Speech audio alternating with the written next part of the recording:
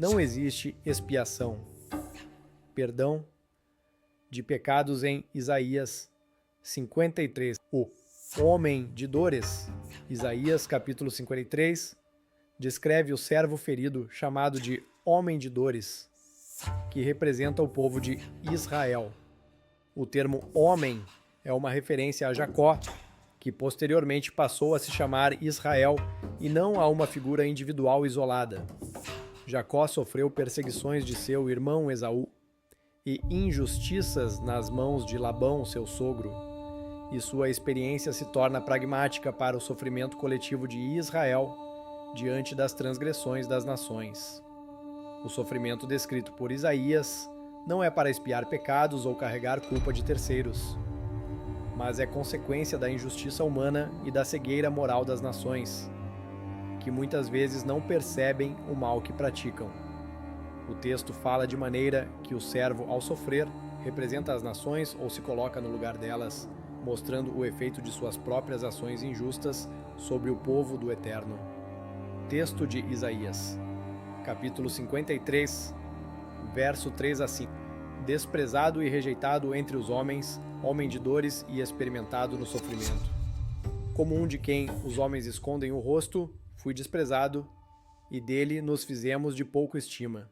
Certamente ele tomou sobre si as nossas enfermidades e carregou as nossas dores, e nós o consideramos castigado, ferido por Deus e afligido. Mas ele foi traspassado por causa das nossas transgressões, esmagado por causa das nossas iniquidades. O castigo que nos traz a paz estava sobre ele, e pelas suas feridas fomos curados.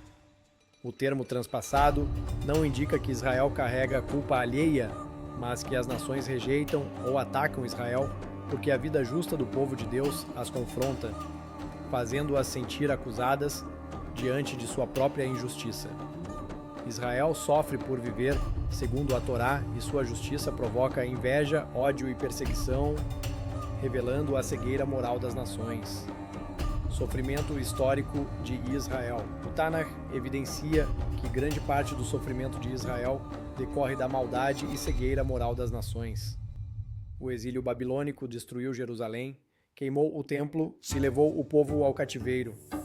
O domínio romano trouxe destruição do templo, massacres e opressão. O Holocausto, ataques contemporâneos e conflitos, como os do Hamas, mostram como a violência das nações atinge Israel sem relação com expiação de pecados. Mesmo os justos podem sofrer por causa da injustiça alheia. Davi sofreu perseguições de Saul e rebeldes internos, mantendo fidelidade à Torá. Jó perdeu bens, família e saúde sem culpa própria. Daniel e os profetas enfrentaram perseguições das nações enquanto permaneciam fiéis à Torá. Expiação de pecados sem sangue. No Tanakh, o Tanakh ensina que o perdão e purificação podem ocorrer sem sangue, por meio de arrependimento, restituição, justiça e misericórdia. Êxodo capítulo 22, verso 1. 4. Reparar danos causados ao próximo traz perdão. Números capítulo 5, verso 7. Confessar e corrigir o erro purifica o culpado. 1 Samuel capítulo 15, verso 22. Obediência à Torá é mais valiosa que sacrifício. Isaías capítulo 1, verso 16 a 17. Lavar-se e praticar justiça substitui sacrifício. Isaías capítulo 58, versos 6 a 7. Libertar o oprimido e ajudar necessitados cumpre a vontade do Eterno. Salmos capítulo 51, verso 10 a 17. Um coração arrependido e humilde agrada mais que sacrifício.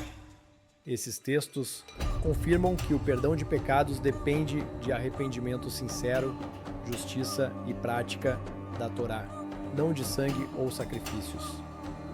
Confirmação em Isaías, capítulo 53. O sofrimento de Israel, seja nas mãos da Babilônia, de Roma, durante o Holocausto ou em ataques contemporâneos, confirma Isaías capítulo 53. O servo sofre diante das transgressões das nações, sem carregar culpa alheia.